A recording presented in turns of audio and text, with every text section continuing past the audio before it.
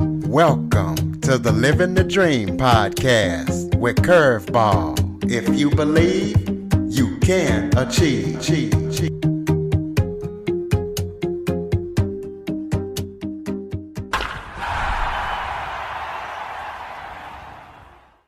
Welcome to the Living the Dream with Curveball podcast, a show where I interview guests that teach, motivate, and inspire. Today, I am joined by author, coach, podcast host, and father Mark Bradford. Mark has done things like written 4 productivity books. He's created a dating site from scratch. He's even written fiction. So we're going to be talking to him about everything that he's up to. So Mark, thank you so much for joining me today. I appreciate you having me. Thank you so much. Why don't you start off by telling everybody a little bit about yourself? I'll try to keep this under 4 hours. Let's see. So as you said, I do coaching, I do speaking, I have a podcast every Sunday. My coaching is basically about 3 things: time, energy, and resources, which is what I believe life is made of. And then I just sort of go from there. I got into writing books not too long ago. I wrote the 4 productivity books. And then one day, after taking a walk in a cemetery, some very interesting things happened that caused me to write an epic duet, which is a 2-book hero's journey. All right. Well, what got you started in writing and what made you want to create a dating website? I know you're a web developer as well, but what fueled your passion to write and create the dating site? Yeah, that's a wonderful question. I mean, that was what I was searching for. There was a time at which I thought, you know what, Mark, just grow up and pick something, because I was all over the map, it seemed. But I realized that I had 2 core skills, which were to look at things from an angle or a perspective that most people didn't, and then to build, augment, explain, disseminate, teach, describe, that sort of thing. And so with that perspective, everything seemed to make sense. So I'll address the dating site first. So I ended up being divorced and raising my kids by myself. So full-time dad, but also trying to juggle having a tiny business to keep things running. And that is really when I realized how important balance was. And that started the whole coaching thing. But because I was out into the dating field, out in the cold, I went on all the dating sites, and using this sort of 2-pronged attack, I realized they're all wrong. They're all backwards. And most of the dating sites are owned by the same company. The Match Group owns Match, Chemistry, Plenty of Fish, Tinder, Black People Meet, etc., etc., etc. And I found that to be highly suspicious. So I went through and figured out what made meeting in real life so much better than dating and the dating sites. And the only thing that made dating sites better is that supposedly you could get all these people in one place that were wanting to date. So I ended up creating this dating site from scratch. The problem is it would never reach what I call critical mass, because not enough people are on it, because not enough people are on it. It's kind of like if someone said, hey, there's something that's pretty much like Facebook, but it's like Facebook too. Well, no one would be on it. They'd be like, well, your aunt is on Facebook. Why do I want to get on this new Facebook? So that was part of my problem. I could get enough people on it, but not enough people who lived near each other. Because if you're in Kansas and you find what you think is someone who's really awesome in Florida, that's going to be a problem. So that's where the dating site come from. Well, when did you realize that you had a different perspective than everyone else, or that you had like a special perspective? Well, it's very kind of you to sort of describe it like that. I guess a while ago, I guess probably when I was even in my teens, but it's sort of like if somebody has, and I might be saying this wrong, synesthesia. Are you aware of what that is? I am not. Okay. So it's an interesting thing. So when we are young, when we're babies and toddlers and things, most of our senses are sort of intermingled. And then they slowly but surely start to separate. And we separate the difference between taste and smell and hearing and sight. But some people don't. And they never really notice it. It just doesn't come up. I mean, you can literally make it to college and say, oh, I like that chili because there's a lot of reds and yellows. And they're like, well, it's not red and yellow. Well, no, the reds and yellows I see when I eat it. What? Or, wow, I really liked that music piece because there were a lot of pointy cones. And they think that you're crazy. So those people still have the senses connected. And it's a beautiful thing. I mean, it's really a beautiful thing because, you can see music and you can, taste other things that you shouldn't be able to. And I think with me, and not trying to grandiose, the thing that I do, but I felt with me, I was just seeing things from a perspective because I just allowed my brain to do that. And probably from a fairly early age, I was doing that. But I mean, a lot of people do this, and they're nerds or geeks, or they focus too much on something, so people tend to kind of brush them aside. But for me, it turned into sort of a way to be creative and logical at the same time. So tell us about the unique challenges that you face as a man raising two kids by yourself. So that's yes, sir. So I'm an empty nester now. So they're. I have a son in Germany, and my daughter just graduated college. So, but as a man, it was very interesting because it's sort of like you're the wrong gender, or at least it was at the time. This was a few years ago, where the expectation wasn't that you were the primary caregiver. And it tell the story of being chased out of like a dressing area when my poor daughter was trying to do like prom dresses and things. And here, all she has is her dad to count on. And I remember I was at a chain store and she was looking at dresses and she's like, I don't want to keep coming out. Can you just come where the dressing rooms are? Just come down the corridor. And the woman that worked there actually took me aside and she said, you can't be over there. You're making all the other women uncomfortable. Well, I was torn between making my daughter happy and feeling horrible. And so I sat down, and all these other women was one. And she walked over to me and she tapped me on my leg. She said, my boyfriend raised his daughter since she was like 4 years old by himself. You weren't making me uncomfortable. And so I thought I was like kind of vindicated, but it was, at least at the time. Now things are there's so many lines that are blurred. It's different. But at the time it was sort of a unique challenge, I'd say. Oh, well, I definitely respect you for that, and congratulations on your daughter graduating from college. Talk about you have a saying that everybody has a dashboard and gauges. Tell us what that means. Sure. So when I was in my mode of writing nonfiction, I sort of saw that there was really one thing that connected everyone, whether it's you and your kids or your wife, your clients, your podcast guests, your boss, your parents. It's one thing, and that's status. And when I say status, the thing that comes to mind is, oh, you mean someone who's important? Oh, I'm the mayor, blah, blah, blah. That's a part of it. But the other status is kind of like, if I tell you to get in your car, you're going to look at your dashboard, right? And you have gauges on that. And the biggest gauge is the most important. And they get smaller and smaller. The people who designed the dashboard didn't design the small gauges as the important ones. They designed the big ones. Now, of course, everyone has digital dashboards and things, but your speed is the biggest because that's going to kill you. And then you go smaller and smaller down to like your oil pressure and so forth. So I was envisioning we have this dashboard as well. The thing that attracts you to, let's say, your mate, your wife, your husband, etc., is that they register on your most important gauges, because you may be, if you're a woman, you may be attracted to height. Might be important because it makes you feel safe. You may want to feel secure. So someone who seems financially secure is very attractive to you. You may have had things happen in your past that kindness is of the utmost importance to you, or you just may have a mixture of these things. And our brains are just absolutely amazing. We can sweep a room and decide whether someone seems like we'd be attracted to them.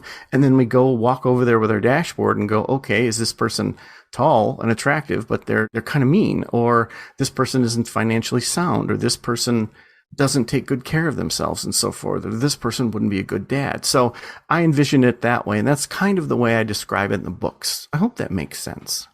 Yeah, it makes sense, that big old status game. Yeah. So tell us about your productivity books, and kind of give a description of what listeners would find when they read the books, as well as I sure would like to know about that interesting thing, if you don't mind, that happened to make you write the fiction book. Well, of course, I'd be happy to. So I already described two of the nonfiction, which is the Status Game 2, and I've already completed the Status Game 3, which I guess you're sort of hearing about for the first time. That will be out sometime this year. But I have another productivity book coming out even before then. But The other book was it was called Alchemy for Life Formulas for Success. And basically it was a way to sort of like hire a coach in the form of a book so that you could buy the book and just spend a few dollars instead of what it costs, normally hire a coach, and kind of go through things about productivity and time management from a more fun perspective. I wrote another book, which I don't know if this would be considered productivity, but it was about spirituality, religion, or lack thereof. So it was sort of almost a tongue-in-cheek sort of examination of that sort of thing. And then I guess to answer your next question, the interesting thing, after writing those 4, I couldn't help but keep writing, but I kept being told that I needed to continue marketing the books and so forth. But telling someone who enjoys being an author to stop being an author is kind of difficult. So I took a walk in a cemetery near my house, and I often joke it's a park with dead people, but it is actually really nice. And I had this unusually clear mind, and I was walking, and then I heard voices. And when I say I heard voices, I don't mean the dead speaking to me. I mean, I heard a conversation in the way that you might play a conversation back that you heard with your wife while you're in the shower, or a conversation that you saw in a movie you might play back. So it was kind of like that, but it was a conversation I had never heard.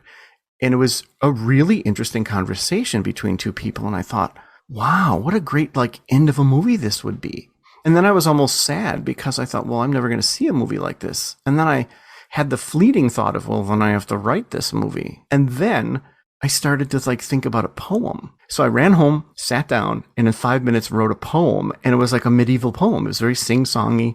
And I looked at it and I went, oh, okay, this is an outline to a book. I guess I'm writing a book now. And so I sat down and I wrote the book that is now The Sword and the Sunflower.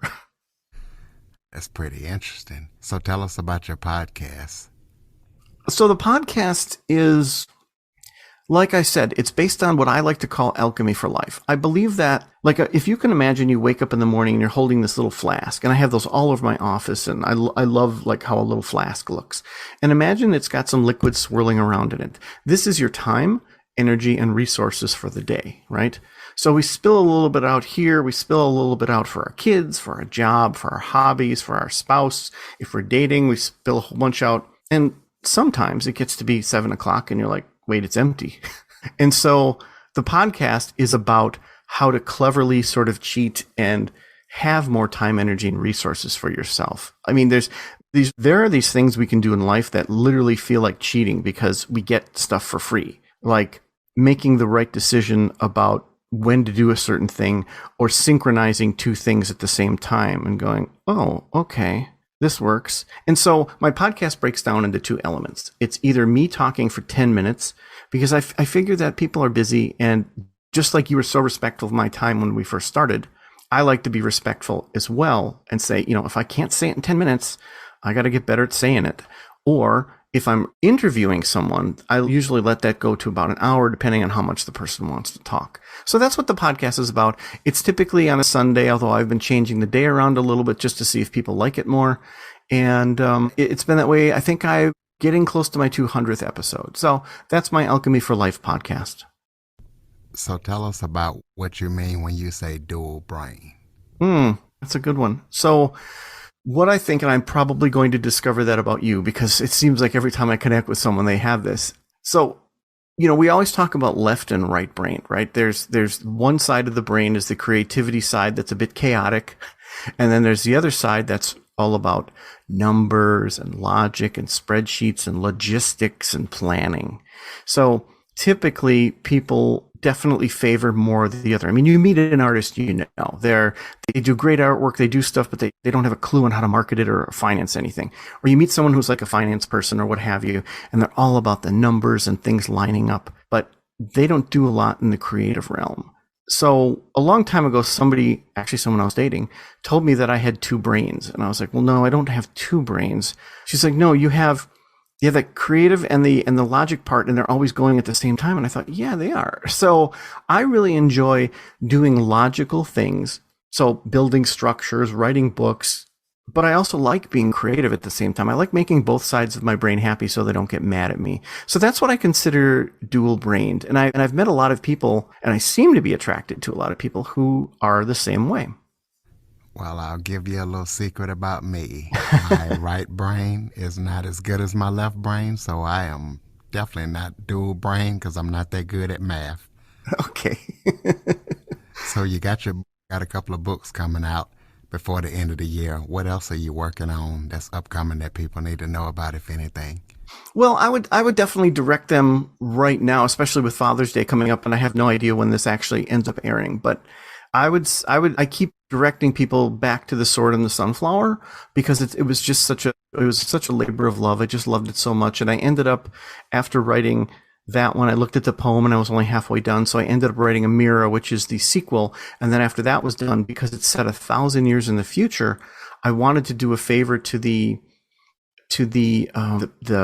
readers because they had a lot of stuff that they were interested in, and I wrote something called Upside Down, which is actually the prequel to those. And there's been a lot of buzz on it lately. I've been getting a lot of really encouraging and interesting reviews on Instagram from people on that. So I'd probably direct people to my main hub site, which is just basically markbradford.org.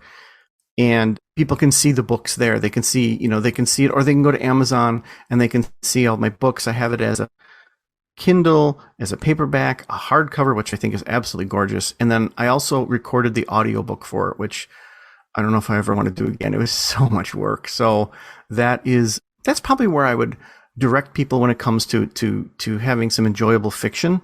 I would guess I would direct them to, Alchemy for Life if they're interested in the whole coaching concept and more time, energy, and resources and so forth.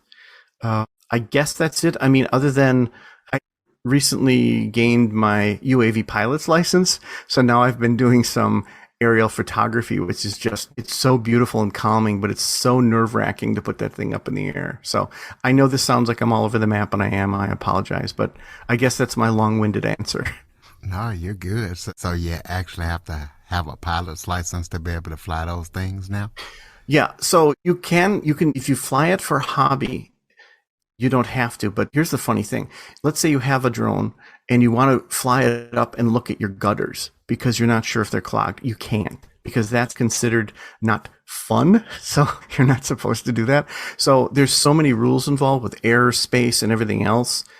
Even as a hobbyist, you still have to use all respect the airspace, and it's treated as an aircraft. So if you shoot down a drone, it's like you've literally shot down an aircraft. So it's serious business. And it was so serious and it was so stressful that I thought, I just have to get this license so that I do this right. So yes. Unbelievable. I know. So throw out your social media links. I know you talked about Instagram, so are they all on the website, or do you want to give them out here? Yeah, they're all on the website, but sure. Like I'm author Mark Bradford on Instagram, which is where I spend most of my time because it's such a visual medium. I do book trailers and try to do pretty things and motivational things on there. If you know that and you go to markbradford.org, then pretty much you can find all the stuff I have my hands in. Okay, well, close us out with some final thoughts. Maybe some stuff that we didn't talk about that you would like to touch on, or just any final thoughts that you have for the listeners.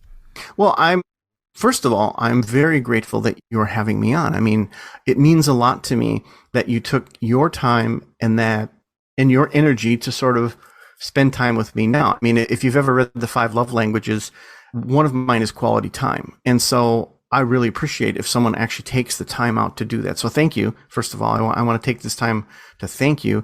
I want to take the time to thank the people who are listening, who are listening to your show, and that if they do like what they hear on your show, whether I'm on it or not, they really should take the time then to rate your show. They should definitely, it takes a few seconds to give you the stars you deserve and a little blurb. And it means so much to someone who's podcasting. So I know that's not really what your question was, but I want to sneak in a plug for you because I think it's so important. As far as anything we didn't touch on, I mean, just the whole writing process is so fascinating. And fiction is such an interesting thing because we really do learn more about real life and it escapes me who said this, but it was an author in the past who said, fiction is sort of fantasy is how we learn about reality, because good fantasy isn't about stuff that you can't relate to. You have to be able to relate to the character. You have to be able to relate to their struggles, their triumphs, their happiness, their sadness.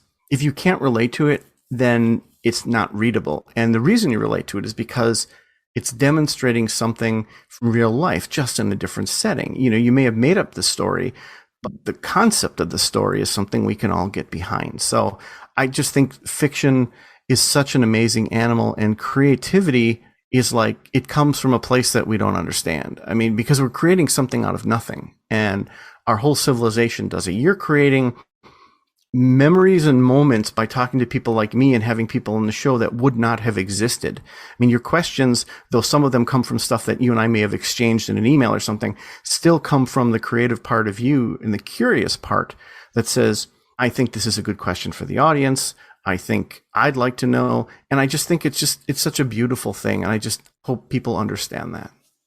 Absolutely. And I hope people also understand to go to markbradford.org and check out everything that Mark is up to. He's definitely an interesting person, so go pick up them books and check out that podcast. Please be sure to follow, rate, review, share this episode to as many people as possible. And Android listeners, go to the Google Play Store and download the Living the Dream with Curveball podcast app.